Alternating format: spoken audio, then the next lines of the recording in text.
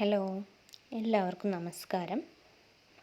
നമുക്കിന്ന് 8ാം ക്ലാസ്സിലെ സാമൂഹ്യശാസ്ത്ര പാഠപുസ്തകത്തിലെ 7ാം അധ്യായമായ സമ്പദ് ശാസ്ത്ര ചിന്തകൾ എന്ന പാഠഭാഗത്തെക്കുറിച്ച് ചർച്ച ചെയ്യാം.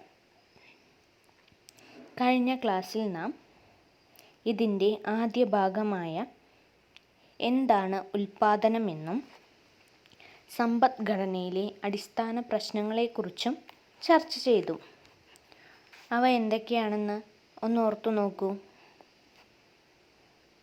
അതെ, എന്താണ് ഉൽപ്പാദിപ്പിക്കേണ്ടത്, അത് എത്ര അളവിൽ ഉൽപ്പാദിപ്പിക്കണം, എങ്ങനെ ഉൽപ്പാദിപ്പിക്കാം, ആർക്കു വേണ്ടി ഉൽപ്പാദിപ്പിക്കണം എന്നിങ്ങനെയായിരുന്നു അവ.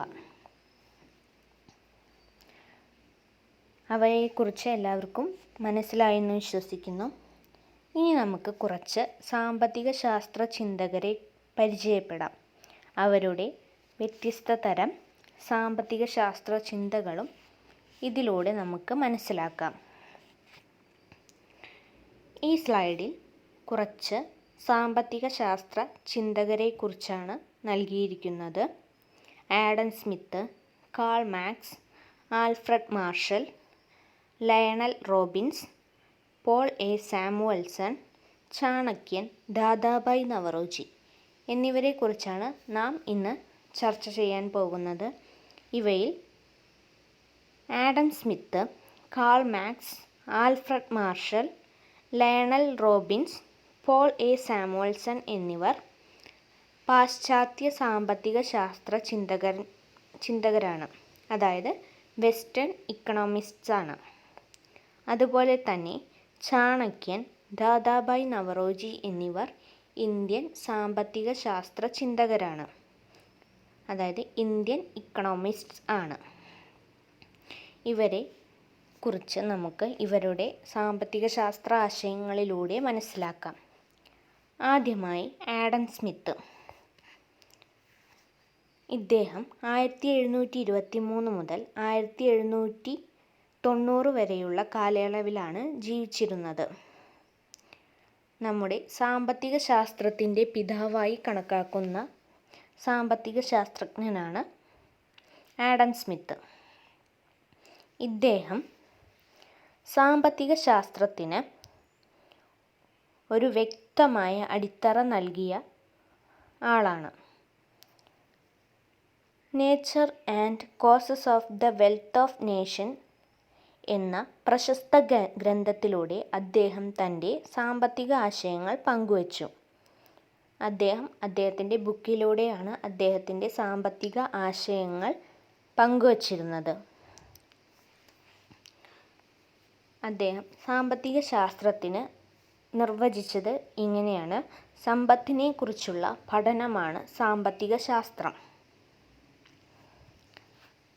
സാമ്പത്തിക ശാസ്ത്രം എന്ന് ഉദ്ദേശിക്കുന്നത് സമ്പത്തിനെ കുറിച്ചുള്ള പഠനം എന്നാണ് അദ്ദേഹം പറയുന്നത്. അദ്ദേഹത്തിൻ്റെ മറ്റൊരു പ്രധാനപ്പെട്ട ആശയം അഥവാ സിദ്ധാന്തമായിരുന്നു ലേസേ ഫെയർ സിദ്ധാന്തം എന്നത്. സാമ്പത്തിക പ്രവർത്തനങ്ങളിൽ ഗവൺമെൻറ്റിൻ്റെ ഇടപെടൽ പരിമിതപ്പെടുത്തണമെന്നും വ്യക്തി സ്വാതന്ത്ര്യത്തിന് കൂടുതൽ പ്രാധാന്യം നൽകണമെന്നുമുള്ള ആശയമാണ് ആഡം സ്മിത്ത് മുന്നോട്ട് വച്ചത്.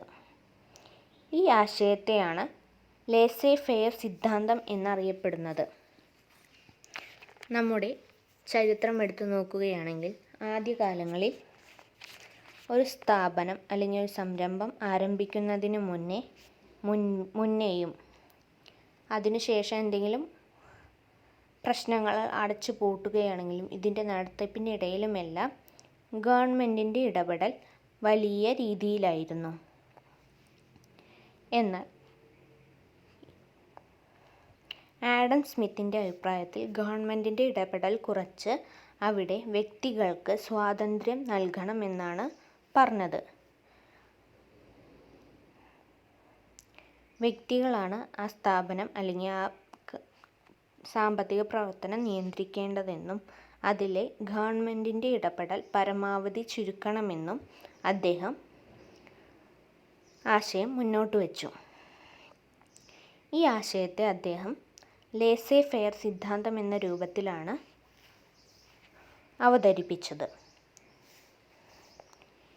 ഇതാണ് ആഡം സ്മിത്തിനെ കുറിച്ച് പറയുന്നത്. ഇദ്ദേഹം സാമ്പത്തിക ശാസ്ത്രത്തിന് വ്യക്തമായൊരു ധാരണ നൽകി, അല്ലെങ്കിൽ അടിത്തറ നൽകി. Nature and causes of wealth of nation എന്ന അദ്ദേഹത്തിൻ്റെ കൃതിയിലൂടെയാണ് അദ്ദേഹത്തിൻ്റെ ആശയങ്ങൾ പങ്കുവച്ചിരുന്നത്. പിന്നെ എന്താണ് സാമ്പത്തിക ശാസ്ത്രമെന്നും ലേസേ ഫെയർ സിദ്ധാന്തമെന്നും? ഇവയാണ് ആഡം സ്മിത്തിനെ കുറിച്ച് പറയുമ്പോൾ സാമ്പത്തിക ശാസ്ത്ര ആശയങ്ങളായി വരുന്നത്. അടുത്തതായി നിങ്ങൾക്കൊരു വർക്കാണ്. വ്യക്തികളുടെ സാമ്പത്തിക പ്രവർത്തനങ്ങളിൽ ഗവൺമെൻറ് ഇടപെടേണ്ടതുണ്ടോ? അത് നിങ്ങൾക്ക് ഉണ്ടെന്നായാലും ഇല്ലെന്നായാലും നിങ്ങളുടെ അഭിപ്രായപ്രകാരമാണ് ഉത്തരം എഴുതേണ്ടത്. അതിൻ്റെ അടിസ്ഥാനത്തിൽ, നിങ്ങളുടെ അഭിപ്രായത്തിൻ്റെ അടിസ്ഥാനത്തിൽ ഒരു കുറിപ്പ് തയ്യാറാക്കുക.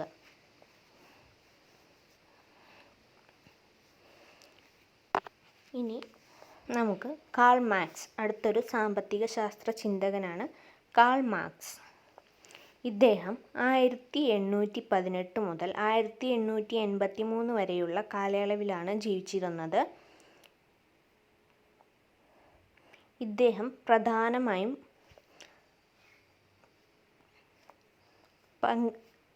തൊഴിലാളികൾക്കാണ് പ്രാധാന്യം നൽകിയിരുന്നത്. നമ്മുടെ ഉൽപാദന പ്രക്രിയയ്ക്ക് ആവശ്യമായ ഘടകങ്ങൾ ഏതൊക്കെയാണ്? നാം മുൻ ക്ലാസ്സുകളിൽ ചർച്ച ചെയ്തതല്ലേ? അതെ, ഭൂമി, തൊഴിലാളികൾ, മൂലധനം, സംഘാടനം എന്നിവയാണ് ഉൽപാദന പ്രക്രിയയിൽ ആവശ്യമായ 4 പ്രധാന ഘടകങ്ങൾ. ഇവയിൽ തൊഴിലാളികൾക്കാണ് ഇദ്ദേഹം മറ്റുള്ളതിനേക്കാൾ കൂടുതൽ പ്രാധാന്യം നൽകിയിരുന്നത്.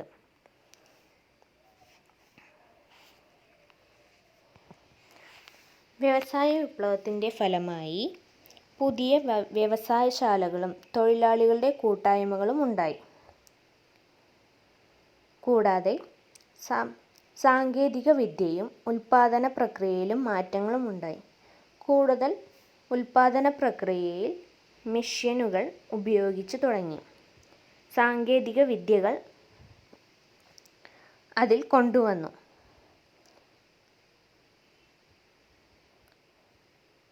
ഈ സാഹചര്യത്തിലാണ് കാൾ മാർക്സ് എന്ന സാമ്പത്തിക ശാസ്ത്രജ്ഞൻ്റെ ആശയങ്ങൾ രൂപപ്പെടുവാനുണ്ടായ സാഹചര്യം. അതായത് വ്യവസായ വിപ്ലവത്തെ തുടർന്നാണ് അദ്ദേഹം സാമ്പത്തിക ആശയങ്ങൾ മുന്നോട്ട് വച്ചത്. ഉൽപാദന പ്രക്രിയയിൽ തൊഴിലാളിയുടെ പങ്കാളിത്തമാണ് മാർക്സ് പ്രാധാന്യം നൽകിയത്. ഉൽപാദനത്തിൻ്റെ അടിസ്ഥാനം തൊഴിലാളിയുടെ അധ്വാനമാണ്. അദ്ദേഹം പറയുന്നു, തൊഴിലാളിയുടെ അധ്വാനത്തിൻ്റെ ഫലമാണ് ഒരു ഉൽപ്പന്നം എന്ന് പറയുന്നത്. തൊഴിലാളികളുടെ അധ്വാനത്തിൻ്റെ പ്രതിഫലമാണ് ഉൽപ്പന്നത്തിൻ്റെ വിലയായിട്ട് നാം ഈടാക്കുന്നത്. എന്നാൽ ഇതിൻ്റെ 1% അല്ലെങ്കിൽ ഒരു ഭാഗം മാത്രമാണ് തൊഴിലാളികൾക്ക് വേതനമായി ലഭിക്കുന്നത്. ബാക്കിയുള്ളവ 3/4 ഭാഗവും സിംഹഭാഗവും മുതലാളിമാർ അവരുടെ ലാഭമാക്കി മാറ്റി.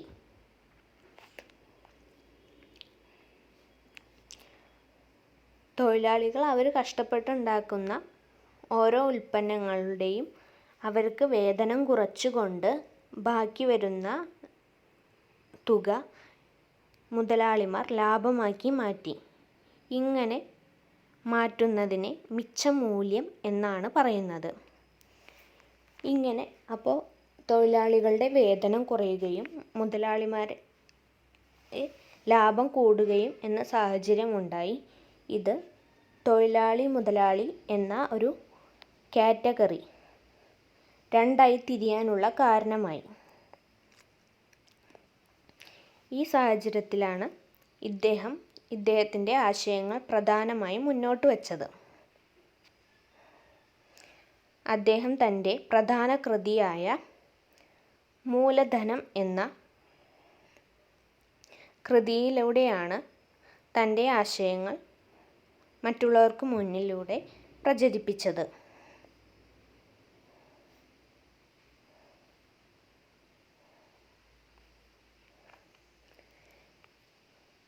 കാൾ മാർക്സ് ആർക്കാണ് കൂടുതൽ പ്രാധാന്യം നൽകിയത്? അതെ, തൊഴിലാളികൾക്കാണ് കാൾ മാർക്സ് കൂടുതലായി പ്രാധാന്യം നൽകിയത്. ഒരു ഉൽപ്പാദനത്തിൽ ഏറ്റവും കൂടുതൽ പങ്കുവഹിക്കുന്നത് തൊഴിലാളികൾ അവരുടെ അധ്വാനത്തിലൂടെയാണ്. ഓരോ ഉൽപ്പന്നത്തിൻ്റെയും പ്രതിഫലം നിശ്ചയിക്കുന്നത് എങ്ങനെയാണ്? തൊഴിലാളിയുടെ അധ്വാനത്തിനെ കണക്കാക്കിയാണ്. എന്നിങ്ങനെയുള്ള ആശയങ്ങളാണ് സാമ്പത്തിക മേഖലയിൽ കാൾ മാർക്സ് മുന്നോട്ട് വച്ചത്. അടുത്തതായി ആൽഫ്രഡ് മാർഷൽ. 1842 മുതൽ 1924 വരെയുള്ള കാലയളവിൽ ജീവിച്ചിരുന്നവരാണ് ആൽഫ്രഡ് മാർഷൽ.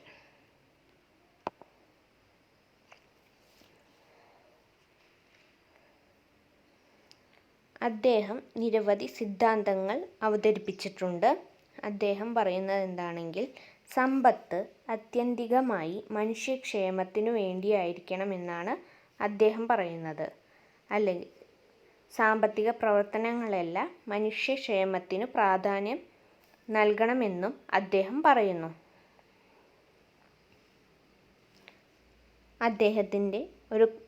അദ്ദേഹം ഈ പ്രസ്താവനകൾ നൽകിയത് അദ്ദേഹത്തിൻ്റെ ഒരു കൃതിയായ സാമ്പത്തിക ശാസ്ത്ര തത്വങ്ങൾ എന്ന പുസ്തകത്തിലൂടെയാണ്.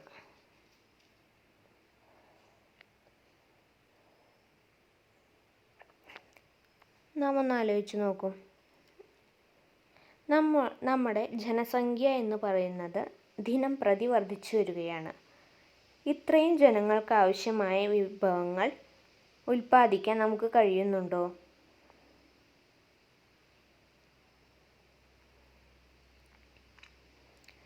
നമ്മുടെ പരിമിതമായ വിഭവങ്ങൾ എങ്ങനെയാണ് ഫലപ്രദമായി ഉപയോഗിക്കുന്നത്? അപ്പോൾ ആദ്യത്തെ ചോദ്യത്തിനൊന്ന് ഉത്തരം ആലോചിച്ച് നോക്കൂ. നമ്മുടെ കൂടി വരുന്ന ജനസംഖ്യയുടെ സാഹചര്യത്തിൽ വിഭവങ്ങൾ ഉൽപ്പാദിപ്പിക്കാൻ നമുക്ക് കഴിയുന്നുണ്ടോ? എല്ലാവർക്കും കൃത്യമായ അളവിൽ ഈക്വലായി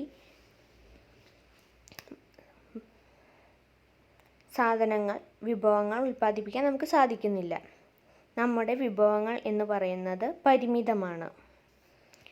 ഇങ്ങനെ ജനസംഖ്യാ വർധനവും വർദ്ധിച്ചു വരുന്ന ആവശ്യങ്ങളും പരിമിതമായ വിഭവങ്ങളും തമ്മിലുള്ള ബന്ധത്തെക്കുറിച്ച് പറയുകയാണ് Lionel Robbins.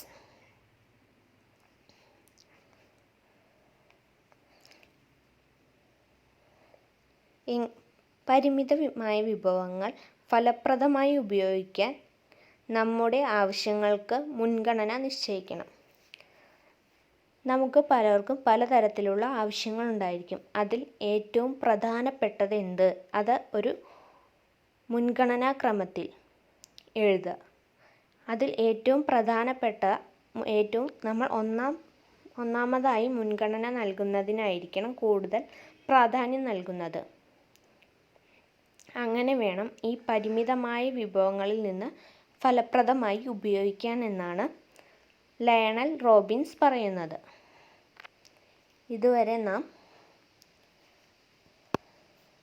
Adam Smith, Karl Marx, Alfred Marshall, Lionel Robbins എന്നിവരെക്കുറിച്ച് മനസ്സിലാക്കി.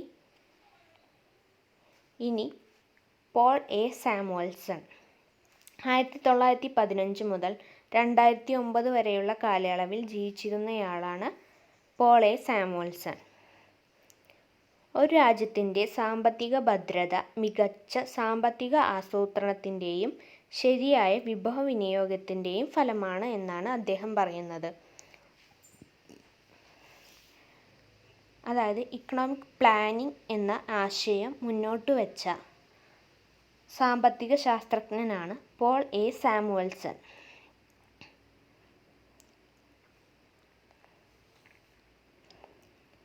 ഒരു രാജ്യത്തിൻ്റെ സാമ്പത്തിക ഭദ്രത മികച്ച സാമ്പത്തിക ആസൂത്രണത്തിൻ്റെയും ശരിയായ വിനിയോഗത്തിൻ്റെയും ഫലമായിട്ടായിരിക്കണം എന്നാണ് അദ്ദേഹം പറഞ്ഞ ആശയങ്ങൾ. ഇതുവരെ നാം ചർച്ച ചെയ്തവരെല്ലാം പാശ്ചാത്യ സാമ്പത്തിക ശാസ്ത്ര ചിന്തകന്മാരാണ്. ഇനി നമുക്ക് നമ്മുടെ ഇന്ത്യൻ സാമ്പത്തിക ചിന്തകരെക്കുറിച്ച് ഒന്ന് നോക്കാം. ചാണക്യൻ BC 370 മുതൽ 283 വരെയുള്ള കാലയളവിൽ ജീവിച്ചിരുന്നയാളാണ് ചാണക്യൻ എന്ന് പറയുന്നത്. അപ്പോൾ നമ്മുടെ സാമ്പത്തിക ശാസ്ത്രം എത്രത്തോളം പഴക്കമുള്ളതാണെന്ന് ഒന്ന് ഓർത്തു നോക്കൂ. ബിഫോർ ക്രൈസ്റ്റ്, BC എന്ന് പറഞ്ഞാൽ ബിഫോർ ക്രൈസ്റ്റ്, ആ കാലയളവിൽ മുതൽ സാമ്പത്തിക ശാസ്ത്രം എന്ന് പറയുന്നത് ഒരു പ്രധാന ആശയമായിരുന്നു, അല്ലെങ്കിൽ ഒരു വിഷയമായിരുന്നു. അത് കൈകാര്യം ചെയ്യുക എന്നത് അത്രത്തോളം ബുദ്ധിമുട്ടുള്ളതുമായിരുന്നു. ഇന്ത്യയുടെ സാമ്പത്തിക ആശയങ്ങൾക്കും ശാസ്ത്രങ്ങൾക്കും മൗര്യ സാമ്രാജ്യത്തോളം, അതിൻ്റെ പഴക്കം നമുക്കറിയാവുന്നതാണ്, അത്രത്തോളം പഴക്കമുണ്ട് എന്നാണ് പറയുന്നത്. ചാണക്യൻ എന്ന് പറയുന്നത് ചന്ദ്രഗുപ്ത മൗര്യൻ്റെ മുഖ്യ ഉപദേഷ്ടാവായിരുന്നു. അർത്ഥശാസ്ത്രം എന്ന ഗ്രന്ഥം ഇന്ത്യയുടെ സാമ്പത്തിക ശാസ്ത്ര സിദ്ധാന്തങ്ങളിൽ പ്രധാനമാണ്. അപ്പോൾ ഇദ്ദേഹത്തിൻ്റെ അർത്ഥശാസ്ത്രം എന്ന് പറയുന്ന കൃതി നമ്മുടെ ഇന്ത്യൻ സാമ്പത്തിക ശാസ്ത്രത്തിൽ വലിയ പ്രാധാന്യം അർഹിക്കുന്ന ഒന്നാണ്.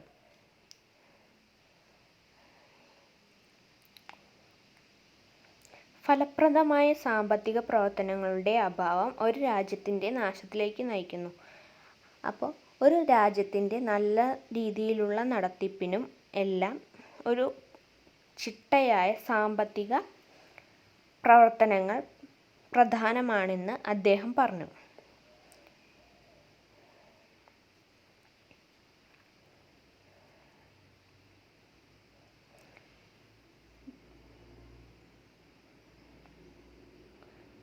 ഇത്തരം നയങ്ങളിലൂടെ സർക്കാരിന് വരുമാന നഷ്ടം തടയാൻ കഴിയുന്നതാണ്. അതായത് ഒരു കൃത്യമായ ഒരു സാമ്പത്തിക പോളിസി ഇംപ്ലിമെൻ്റ് ചെയ്ത് കഴിഞ്ഞാൽ, പ്രാബല്യത്തിൽ വന്നു കഴിഞ്ഞാൽ ആ രാജ്യത്തെ സർക്കാരിന് വരുമാന നഷ്ടം പരമാവധി തടയാനുള്ള ഒരു മാർഗമാകും. അതായത് എങ്ങനെ നമ്മുടെ സാമ്പത്തിക സ്രോതസ്സുകൾ കൃത്യമായി ഉപയോഗിക്കണമെന്നും ആർക്ക് എങ്ങനെ എത്ര നൽകണമെന്നുമുള്ള രീതിയിലുള്ള കാര്യങ്ങൾ മനസ്സിലാക്കാൻ സാധിക്കുമെന്നാണ് ചാണക്യൻ പറയുന്നത്. ഇത്തരത്തിൽ സാമ്പത്തിക പ്രവർത്തനങ്ങൾ അടുക്കും ചിട്ടയോടെ ചെയ്യുന്നതിലൂടെ നമ്മുടെ സാമ്പത്തിക ചരിത്രം വളരെ നല്ല രീതിയിൽ കൊണ്ടുപോകാമെന്നും അദ്ദേഹം പറയുന്നു. മഗധ എന്ന രാജ്യം ഈ ഇത്തരത്തിലൂടെ വലിയൊരു സാമ്പത്തിക ശക്തിയായി മാറിയിട്ടുണ്ട്. ഇനി ദാദാഭായ് നവറോജി, മറ്റൊരു പ്രധാനപ്പെട്ട ഇന്ത്യൻ സാമ്പത്തിക ശാസ്ത്ര ചിന്തകനാണ് ദാദാഭായ് നവറോജി. 1825 മുതൽ 1917 വരെയുള്ള കാലയളവിൽ ജീവിച്ചിരുന്നയാളാണ് ഇദ്ദേഹം. നമ്മൾക്കറിയാം, ആ സമയത്ത് ബ്രിട്ടീഷ് ഭരണമായിരുന്നു നമ്മുടെ ഇന്ത്യയിൽ നിലനിന്നിരുന്നത്. അവരുടെ പ്രധാന വരുമാന മാർഗം എന്ന് പറയുന്നത് നമ്മുടെ വിഭവസമൃദ്ധമായ കാര്യങ്ങൾ ശേഖരിച്ച് ബ്രിട്ടനിലേക്ക് കടത്തുകയായിരുന്നു. ഇത് മനസ്സിലാക്കിയ നവറോജി മുന്നോട്ട് വച്ച സാമ്പത്തിക നയങ്ങളാണ് ഇന്ത്യയുടെ സമ്പത്ത് ചോർത്തിയെടുക്കുന്നതാണ് ബ്രിട്ടീഷ് ഭരണമെന്നും ഇത് ഇന്ത്യയെ ദാരിദ്ര്യത്തിലേക്കും സാമ്പത്തിക തകർച്ചയിലേക്കും നയിച്ചു എന്നും അദ്ദേഹം ചൂണ്ടിക്കാട്ടി. അത് നമുക്ക് നമ്മുടെ മുൻ ക്ലാസ്സുകളിൽ പഠിച്ച ചരിത്രത്തിലൂടെ വളരെ വ്യക്തമാണ്. നമ്മുടെ സുഗന്ധദ്രവ്യങ്ങളും നമ്മുടെ കൃഷിയിൽ നിന്ന് ലഭിക്കുന്ന അസംസ്കൃത വസ്തുക്കളും കുറഞ്ഞ വിലയിൽ ശേഖരിച്ച് ബ്രിട്ടനിൽ കൊണ്ട് വിറ്റ് ബ്രിട്ടനിൽ കൊണ്ടുപോയി അതിൽ നിന്നും ഉൽപ്പന്നങ്ങൾ ഉണ്ടാക്കി ആ ഉൽപ്പന്നങ്ങൾ ഇന്ത്യയിൽ കൊണ്ടുവന്ന് തന്നെ വിറ്റ് അവർ ലാഭമുണ്ടാക്കി. ഇങ്ങനെ ഇന്ത്യയുടെ സമ്പത്ത് ചോർത്തിയെടുക്കുന്നതാണ് ബ്രിട്ടീഷ് ഭരണമെന്നും ഇത് ഇന്ത്യയെ ദരിദ്രത്തിലേക്കും സാമ്പത്തിക തകർച്ചയിലേക്കും നയിച്ചു എന്നും പറയുന്നതാണ് ചോർച്ചാ സിദ്ധാന്തം. അദ്ദേഹത്തിൻ്റെ പ്രധാനപ്പെട്ട ഒരു സിദ്ധാന്തമാണ് ചോർച്ചാ സിദ്ധാന്തം.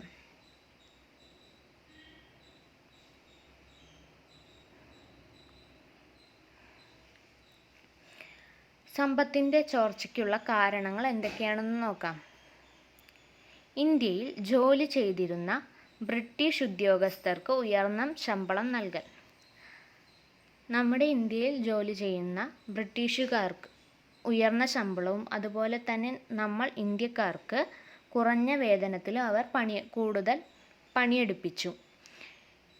കൂടുതൽ എല്ലാ സ്ഥാപനങ്ങളിലും മേലധികാരികളായി ബ്രിട്ടീഷുകാരെ നിയമിച്ചു. പിന്നെ ഇന്ത്യയിലെ അസംസ്കൃത വസ്തുക്കൾ ഇവിടെ നിന്ന് തുച്ഛമായ വിലയ്ക്ക്, കാരണം അവരുടെ കയ്യിലാണ് അധികാരം ഉണ്ടായിരുന്നത്, അപ്പോൾ അവരെ എതിർക്കുക എന്ന് പറയുന്നത് അത്രത്തോളം ബുദ്ധിമുട്ടായിരുന്നു. അപ്പോൾ നമ്മുടെ അസംസ്കൃത വസ്തുക്കൾ തുച്ഛമായ വിലയിൽ അവർ ശേഖരിച്ച് അതുകൊണ്ടുണ്ടാക്കിയ ഉൽപ്പന്നങ്ങൾ കൂടിയ വിലയ്ക്ക് നമ്മുടെ അവിടെ വന്ന് വിറ്റു. അത് വാങ്ങണമെന്നത് നിർബന്ധമുള്ള ഒരു കാര്യമായിരുന്നു. പിന്നെ ബ്രിട്ടൻ്റെ സാമ്രാജ്യത്വ വികസനത്തിന് വേണ്ടി ഇന്ത്യൻ സമ്പത്ത് കൊള്ളയടിക്കൽ. നമ്മുടെ പല സമ്പത്തുകളും ഇപ്പോൾ ബ്രിട്ടനിലും മറ്റ് ഫോറിൻ കൺട്രീസിലാണെന്ന് നമുക്കറിയാം. നമ്മുടെ ഇവിടുത്തെ രാജ്ഞിമാരുടെ കിരീടം, അങ്ങനെ പല വസ്തുക്കളും, ഇതുപോലെയുള്ള പല വസ്തുക്കളും അവർ കൊള്ളയടിച്ച് അവരുടെ സാമ്രാജ്യം വികസിപ്പിച്ചെടുത്തു. ഇവയെല്ലാമാണ്. കൂടാതെ ഇന്ത്യൻ തൊഴിലാളികളെ അടിമകളെപ്പോലെ പണിയെടുപ്പിക്കുകയും കാർഷിക വ്യാവസായിക ഉൽപ്പന്നങ്ങൾ ബ്രിട്ടനിലേക്ക് കയറ്റുകയും ചെയ്തു.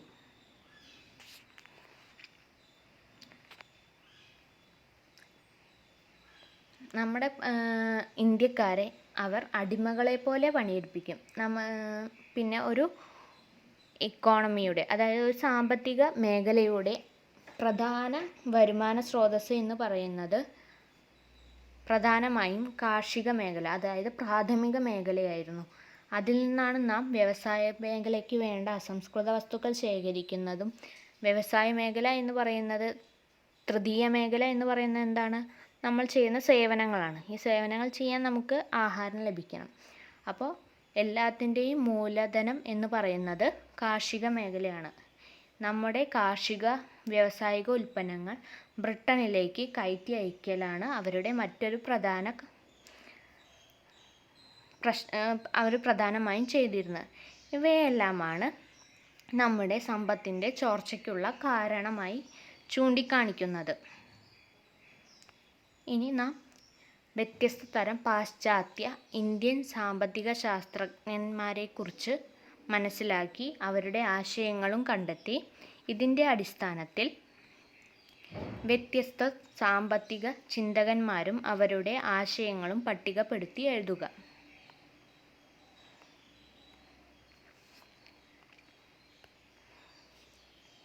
കൂടാതെ സാമ്പത്തിക ശാസ്ത്രത്തിൻ്റെ ആശയങ്ങളിൽ ഓരോ കാലഘട്ടത്തിലും നാം പല കാലഘട്ടം BC മുതൽ ഈ നിമിഷം വരെ നമ്മുടെ സാമ്പത്തിക ശാസ്ത്രത്തിൽ പല ആശയങ്ങളും മുന്നോട്ട് വന്നിട്ടുണ്ട്. ഇവ ഓരോ കാലഘട്ടത്തിലും വന്ന മാറ്റങ്ങൾ നിങ്ങൾ പരിശോധിച്ച് ഒരു കുറിപ്പ് തയ്യാറാക്കുക.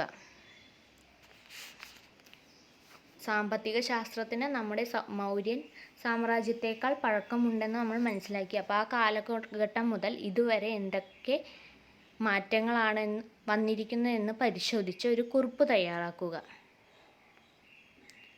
Thank you.